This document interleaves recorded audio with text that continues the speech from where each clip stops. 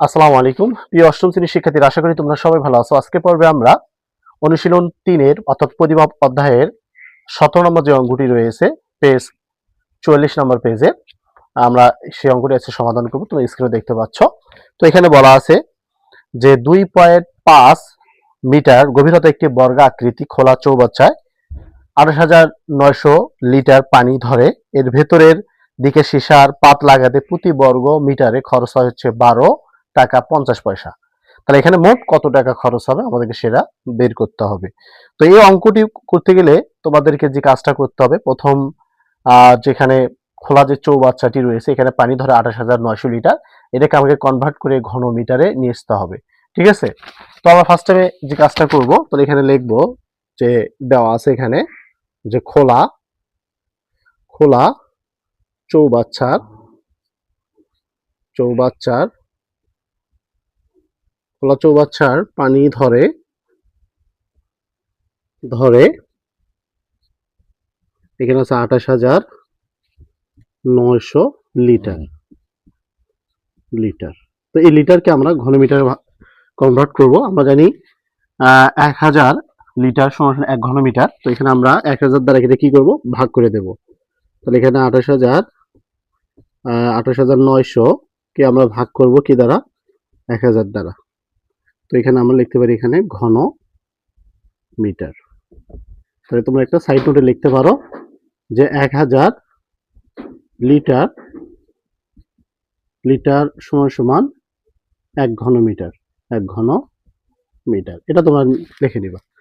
যদি তোমরা ভাগ করে দেই তাহলে 0 0 কাটাকাটি করো, তো 10 দ্বারা তুমি ভাগ করে দাও তাহলে এখানে আসবে 28.9 ঘন মিটার। তো আমরা এই যে খোলা যে চৌবাচ্চাটি রয়েছে এখানে পানি ধরা হচ্ছে 28.9 ঘন মিটার। তো এখানে প্রশ্ন দেওয়া আছে, তোমরা দেখো যে এখানে গভীরতা আছে 2.5 মিটার। তো এখন আমরা চৌবাচ্চাটি তলার ক্ষেত্রফল বের করব। যেহেতু এখানে প্রশ্ন দেওয়া আছে 2.5 মিটার চৌবাচ্চাটির গভীরতা, তাহলে লিখতে পারি যে এখানে চৌবাচ্চার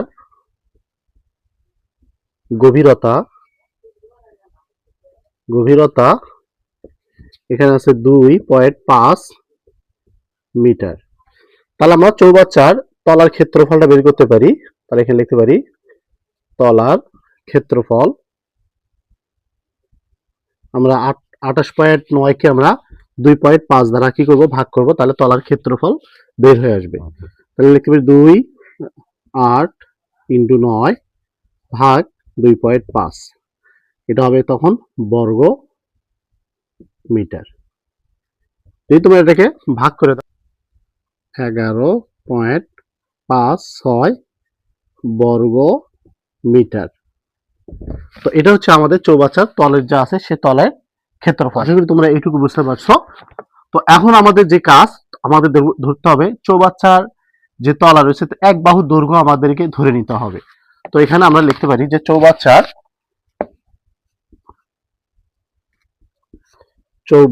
এখানে আমরা এই কথা লিখবো, ধরি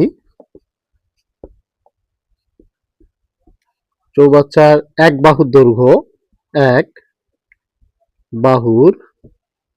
দৈর্ঘ্য যেহেতু এটা বর্গাকৃতি আমরা ক মিটার ধরে নিলাম। ঠিক আছে? তাহলে চৌবাচ্চার এক বাহু দৈর্ঘ্য যদি ক মিটার হয় তাহলে ক্ষেত্রফলটা হবে চৌবাচ্চার ক্ষেত্রফল। তো আমরা এটা লিখতে পারি ক স্কয়ার, এটা হবে বর্গ মিটার। তাই এখানে আমরা দুটো ক্ষেত্রফল পাইলাম। তোমরা একটু খেয়াল করো, এখানে একটা আমরা ক্ষেত্রফল পাইলাম আর এখানে আমাদের একটা ক্ষেত্রফল আছে। তাহলে এখানে আমরা লিখতে পারি প্রশ্ন মতে, দেখো প্রশ্ন মতে আমরা এই ক্ষেত্রফল ইকুয়াল টু এখানে আমরা তলার ক্ষেত্রফল লিখতে পারি। তাহলে এক বাহুর ক্ষেত্রফল সমান সমান তলার ক্ষেত্রফল। তো এখানে আমরা লিখতে পারি যে ক স্কয়ার ইকুয়াল 11.56। তাহলে এখানে আমরা ক ইকুয়াল আমরা রুট ওভার করে দেবো 11.56 কে আমরা যদি রুট করি তাহলে কত আসবে, তোমরা এখানে রুট করে দেখতে পারো। তো এখানে রুট করলে আছে আমরা কর মান পেয়ে যাব, সেটা হচ্ছে 3.4। তাহলে আমরা বলতে পারি যে চৌবাচ্চার এক বাহুর দৈর্ঘ্য হচ্ছে 3.4 মিটার। তো এখানে লিখতে পারি চৌবাচ্চার এক বাহুর দৈর্ঘ্য এখানে আছে 3.4 মিটার, 4 মিটার। ওকে, তো এখন যেহেতু আমরা চৌবাচ্চার এক বাহুর দৈর্ঘ্য পাইছি, তাহলে এখন আমরা মানে চৌবাচ্চা যে রয়েছে, তাহলে আমরা এটা 4 দেওয়ালের ক্ষেত্রফলটা আমরা এখন বের করতে পারবো। তো এখানে আমরা এই কথা লিখতে পারি যে 4 দেওয়ালের ক্ষেত্রফল, 4 দেওয়ালের ক্ষেত্রফল। তোমরা জানো যে চৌবাচ্চাটি কি একটা বর্গাকৃতি তলাটা, তাহলে যে আমাদের কয়টা বাহু থাকে, 4টা বাহু থাকে। তো এই জন্য আমাদেরকে ক্ষেত্রফল বের করতে হবে। এখানে আমরা লিখতে পারি 4, এরপর গুণন গভীরতা, গভীরতা আছে এখানে 2.5 এবং এক বাহু দৈর্ঘ্য, এক বাহু দৈর্ঘ্য এখানে আছে 3.4। তো এখানে লিখতে পারি 3.4, তখন এটা হবে বর্গ মিটার, বর্গ মিটার। ঠিক আছে, তো এখন দেখি 4 দেওয়ালের ক্ষেত্রফলটা কত আসে, তো আমাদেরকে সেটা বের করতে হবে। তাহলে এখানে গুণন 0.4, তাহলে এখানে আসলো 34, কত আসলো 34 বর্গ মিটার, বর্গ মিটার। এখানে আমরা 4 দেওয়ালের ক্ষেত্রফল পাইলাম। এরপর আমরা লিখতে পারি এই যেখানে যে তলার ক্ষেত্রফল আর 4 দেওয়ালের ক্ষেত্রফল, এখানে আমাদের মোট আমাকে ক্ষেত্রফলটা বের করতে হবে। ঠিক আছে, তাহলে এখানে লিখতে পারি মোট ক্ষেত্রফল, অর্থাৎ এইভাবে লিখতে পারি 4 দেওয়ালের ক্ষেত্রফল, 4 দেওয়ালের ক্ষেত্রফল যোগ লিখতে পারি তলার ক্ষেত্রফল, তলার ক্ষেত্রফল, ক্ষেত্রফল। ঠিক আছে, আশা করি এইটুকু বুঝছো। তো এখন আমরা 4 দেওয়ালের ক্ষেত্রফল এখানে পাইছি কত 34, এরপর যোগ তলার ক্ষেত্রফল এখানে আমাদের আছে 11.56, এটা হবে বর্গ মিটার। ঠিক আছে, বর্গ মিটার। এটা আমরা যোগ করতে পারি 45 পয়েন্ট, লিখতে পারি এখানে 45 পয়েন্ট এখানে 56 বর্গ মিটার, বর্গ মিটার। তাহলে এখানে এক আমরা এই যে প্রশ্নে তোমরা দেখো আরেকবার প্রশ্ন এখানে কি লেখা আছে, এখানে যে চারদিকে এর ভেতরে দিকে যদি সীসার পাত লাগাতে প্রতি বর্গ মিটার খরচ হয় 12 টাকা 50 পয়সা। তাহলে এখানে সীসার পাত লাগাতে লিখতে পারি সীসার পাত লাগাতে,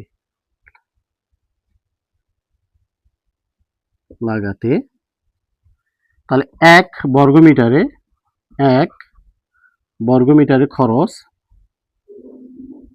খরচ হয় হচ্ছে এখানে 12.50 টাকা।